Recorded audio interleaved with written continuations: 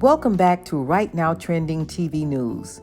At this time, before we get started, we kindly ask you to subscribe to the channel and click the notification bell for more videos in the future. Now let's get started.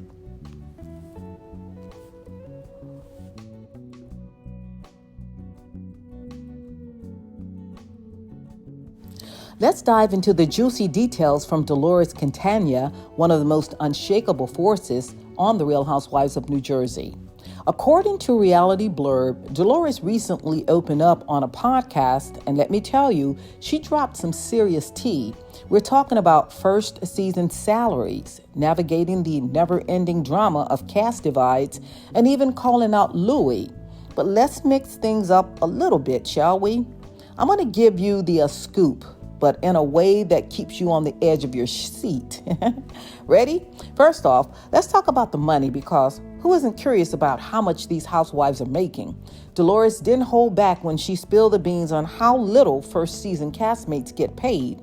Can you believe they only made around $50,000? I mean, for all the drama and chaos they had to endure, that doesn't seem like nearly enough. But Dolores, she wasn't about to compromise who she was for any amount of money, even though she admitted that she wasn't in the best place financially when she joined the show. Imagine making those tough decisions while the cameras are rolling, knowing your financial situation isn't exactly stable. Would you have been able to stick to your principles like Dolores did? She went on to hint that during her first season, there were some not so subtle suggestions thrown her way. Something along the lines of, maybe you'd be better off if you said this or did that to your friend. But Dolores wasn't having any of it. She stayed true to herself, refusing to be a pawn in anyone else's game. That's some serious integrity right there. And while she's happy with the salary she eventually earned, she never felt the need to be the highest paid. It's refreshing to see someone in the reality TV world who isn't all about the money, isn't it? But let's not forget about the constant pressure to pick sides. Dolores has always been friends with almost everyone on the show, but that hasn't been easy, especially with the cast divide in the latest season. It's no secret that the team of Teresa Giudice barely filmed with Melissa Gorga and her allies. Can you imagine trying to stay neutral in that situation? Dolores admitted that people have tried to pressure her to choose a side or to get mad when she didn't want to. She even got texts from castmates who were pissed off at her. But Dolores, ever the diplomat, she stood her ground. You can't succumb to the pressure of taking a side when you don't want to, she said. And honestly, isn't that a lesson we could all learn from? Now, let's get into the infamous reunion moment when Dolores called out Louis.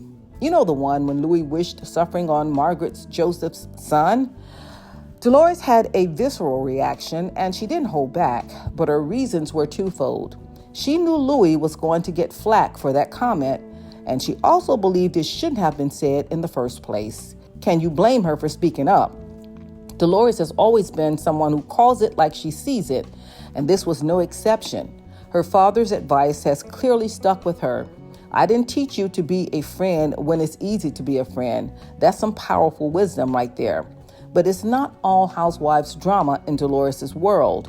She's also been busy filming the latest season of The Traitors, a game show that she describes as both unbelievable and off the hook. Apparently, the missions on The Traitors break you down in ways that even New Jersey doesn't. And get this, Dolores, who's always prided herself on being street smart, admitted that she wasn't as savvy as she thought she was when it came to playing the game. Can you imagine Dolores Catania, queen of staying cool under pressure, being thrown off her game? It's hard to picture, and it goes to show that even the toughest of the tough can be challenged. During her time on The Traitors, Dolores grew close to fellow castmates Gabby Wendy and Chriselle Stoss, who inspired her with their confidence and strength. It's always interesting to see these housewives bond outside of the Bravo bubble. You can tell that Dolores really values those connections and new experiences she had. So there you have it, Dolores Catania, keeping it real as always. Whether it's navigating the tricky dynamics of New Jersey, staying true to herself in the face of financial and social pressure, or taking on new challenges in the world of game shows. Dolores is a force to reckon with. So what do you think? Could you handle the pressure the way Dolores does? And are you as excited as I am to see what happens next for her on both New Jersey and the Traders? One thing's for sure, Dolores isn't slowing down anytime soon, and we'll be watching every step of the way. Drop your thoughts in the comments below. Like and subscribe for more updates on this ongoing saga, because I'm going to be bringing you some more. And I'll see you next time. Ciao.